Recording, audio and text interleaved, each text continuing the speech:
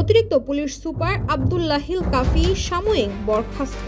ঢাকা জেলার অতিরিক্ত police super আব্দুল্লাহি কাফিকে সাময়িক বরখাস্ত করা হয়েছে। গত ৩ সেপ্টেম্বর রোজ মঙ্গলবার স্বরাষ্ট্র মন্ত্রণালয়ের জননিরাপত্তা বিভাগের সিনিয়র সচিব ডক্টর মোহাম্মদ আব্দুল মোমেন সংরক্ষিত এক প্রজ্ঞাপনে সিদ্ধান্ত জানানো হয়। প্রজ্ঞাপনে উল্লেখ করা হয়েছে, মোহাম্মদ আব্দুল্লাহ কাফি, যিনি ঢাকা জেলার সাবেক অতিরিক্ত পুলিশ সুপার ছিলেন এবং বর্তমানে সুপার নিউমারির পদে পদোন্নীত পেয়েছেন, ধানমন্ডি ও হাজারীবাগ থানায় দায়ের করা মামলা গ্রেফতার অবস্থায় আছেন।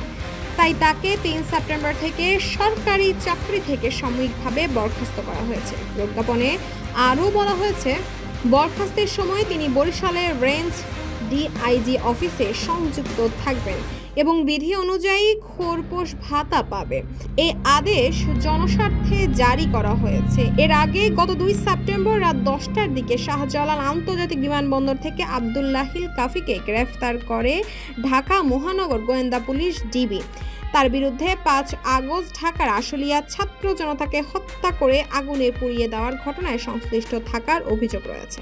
তাসফিয়া তাবাসসুম, ইসময়, ঢাকা।